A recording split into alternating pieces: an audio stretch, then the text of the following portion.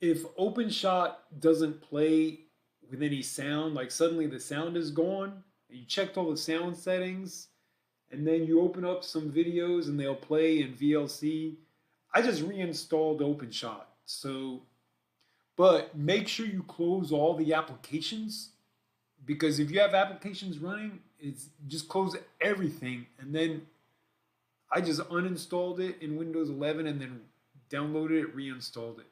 Plus, if you download it and reinstall it, you get the new version. So try that.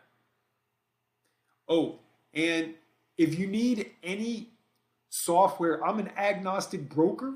So my website is in the below or make in comments like I can quote you security software for your smaller or medium business.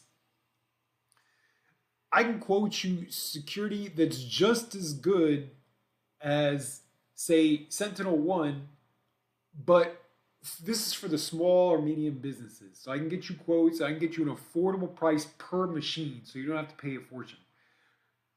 I also can sell Office 365 for any level you need. Any licensing you need, I can get you quotes. So message me.